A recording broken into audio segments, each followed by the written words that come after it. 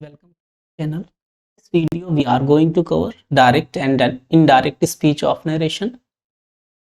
Narration word narrate verb से बना है, जिसका अर्थ होता है किसी स्पीकर के स्टेटमेंट को एक्सप्रेस करना।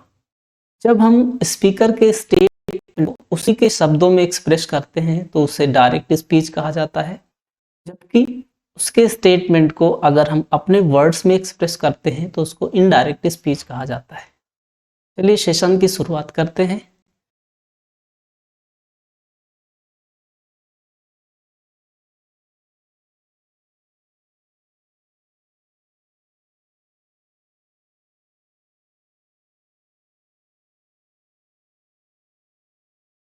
देखते हैं एग्जाम्पल डायरेक्ट स्पीच का।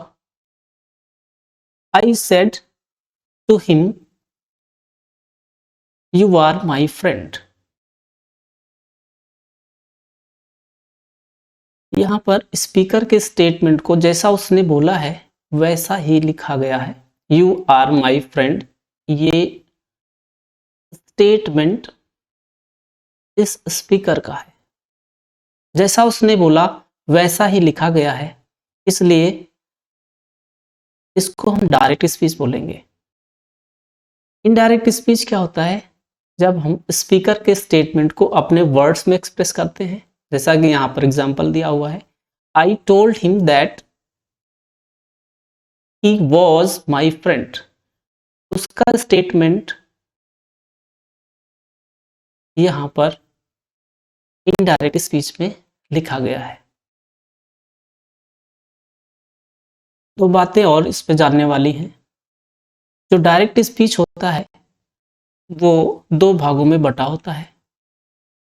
एक भाग इन्वर्टेड कॉमा के अंदर क्लोज्ड होता है और दूसरा इन्वर्टेड कॉमा के बाहर होता है। जो भाग इन्वर्टेड कॉमा के बाहर होता है उसको हम रिपोर्टिंग वर्ब या फिर रिपोर्टिंग क्लॉज के नाम से जानते हैं। जो भाग इन्वर्टेड कॉमा के अंदर बंद होता है उसको हम रिपोर्टेड स्पीच या फिर रिपोर्टेड क्लॉज के नाम से जानते हैं।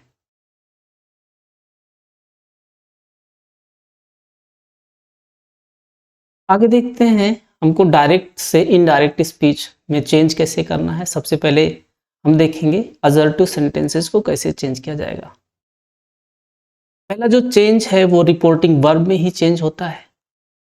अगर सेंटेंस में के रिपोर्टिंग वर्ब वाले भाग में सेड टू होगा तो उसको हम टोल्ड में बदल देंगे। सेज टू होगा तो उसको हम टेल्स में बदल देंगे। सेज टू होगा तो उसको हम से टू होगा तो उसको हम टेल में बदल देंगे। से या फिर सेज होगा तो उसको हम सेज ही रहने देंगे, और अगर सेड होता है तो उसको हम सेड में ही रहने देंगे। विल से या फिर सेल से होगा तो उसको हम विल से या सेल से ही में ही रहने देंगे। नेक्स्ट रूल है कनेक्टिंग वर्ड। जो कनेक्टर होता है हमारा, जो कि सेंटेंस के डायरेक्ट स्पीच वाले रिपोर्टिंग वर्ब और रिपोर्टेड स्पीच दोनों भागों को जोड़ता है, वो हम दैट लगाएंगे। चेंजिंग इन वर्ब में क्या चेंज होता है? अगर डायरेक्ट स्पीच में वर्ब की फर्स्ट फॉर्म या फिर एस या ईएस लगा होगा तो हम इनडायरेक्ट स्पीच में वर्ब की सेकेंड फॉर्म का इस्तेमाल करेंगे। डज या डू होगा तो हम डिड का इस्तेमाल करेंगे। अगर सेंटेंस में इज एम आर का यूज होगा तो हम उसकी जगह पर वाज या फिर वर्क का इस्तेमाल करेंगे। हैज या फिर हैव हैड में चेंज हो जाएगा। वर्ब की सेकेंड फॉर्म या फिर डिड के साथ में वर्ब की फर्स्ट फॉर्म आती है, ऐसे सेंटेंसेस में हम हैड प्लस वर्ब की थर्ड फॉर्म का इस्तेमाल करेंगे। वाज और वर की जगह पर हैड भी इनका प्रयोग किया जाएगा। हैड है तो हैड ही रहने देंगे। विल, शैल, वुड और शुड में चेंज हो जाएगा। कैन या फिर मे, कुड या फिर माइट में चेंज हो जाएगा। एग्जाम्पल के थ्रू देखते हैं। पहला एग्जाम्पल है he said to me she goes there. यहाँ पर जो हमारा सेंटेंस है, जो डायरेक्ट स्पीच है, दो भागों में बटा हुआ है। ही सैड टू मी और दूसरा भाग है ही गोज देयर। जो इन्वर्टेड कॉमा के बाहर भाग है उसको हम रिपोर्टिंग वर्ब बोलेंगे और जो इन्वर्टेड कॉमा के अंदर भाग है उसको हम रिपोर्टेड स्पीच बोलेंगे। पहला जो चेंज है वो रिपोर्टिंग वर्ब का जो सेड टू है वो चेंज हो जाएगा टोल्ड में, और जो दूसरा रूल है वो दोनों सेंटेंसेस को जोड़ने के लिए एक कनेक्टिंग वर्ड का प्रयोग किया जाएगा जो कि हमारा दैट है। तो यहाँ पर he told me that, after that she goes there की जगह पर हो जाएगा शी, और हमने ये देखा है कि वर्ब की फर्स्ट फॉर्म या फिर एस या ईएस वर्ब की सेकेंड फॉर्म में चेंज हो जाता है, तो गोज की जगह पर हमको वेंट का यूज करना होगा।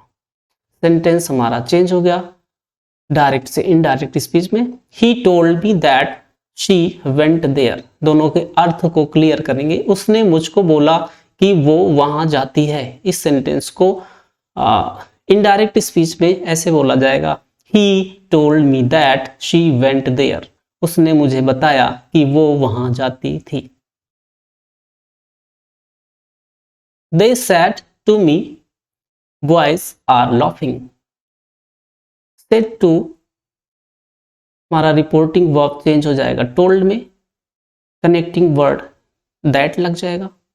इस एम आर की जगह पर वाज वर का यूज करेंगे। इनडायरेक्ट स्पीच हमारा बनेगा they told me that boys were laughing. Third example देखेंगे, I said he went to college. Reporting verb में देखेंगे सिर्फ लिखा है आई सेड, सब्जेक्ट है और वर्ब है, ऑब्जेक्ट नहीं है। ऐसे सेंटेंस में हम सेड को सेड में ही रहने देते हैं, टोल्ड में नहीं लिखेंगे। तो आई सेड और उसके बाद में कनेक्टिंग वर्ड का यूज करेंगे दैट, एंड ही सब्जेक्ट है यहाँ पर रिपोर्टेड स्पीच का, और वेंट की जगह पर हो जाएगा हैड प्लस वर्ब की थर्ड फॉर्म। इनडायरेक्ट स्पीच हमारा बन जाएगा I said that he had gone to college. अगला एग्जांपल देखेंगे, Priya said to her, Priya ने उसको बोला, father will go tomorrow, father कल जाएंगे। इनडायरेक्ट स्पीच कैसे चेंज करना है, प्रिया सेड टू की जगह पर टोल्ड हो जाएगा, हर कनेक्टिंग वर्ड यहां पर लगेगा दैट, आफ्टर दैट फादर, यहां पर दैट नहीं लगेगा, फादर विल की जगह पर हो जाएगा वुड, गो, और टुमारो की जगह हो जाएगा the next day. Indirect speech क्या होगा, Priya told her that father would go to next day, Priya ने बोला कि पिताजी अगले दिन जाएंगे। थैंक्स फॉर वॉचिंग, बाकी हम नेक्स्ट वीडियो में देखेंगे।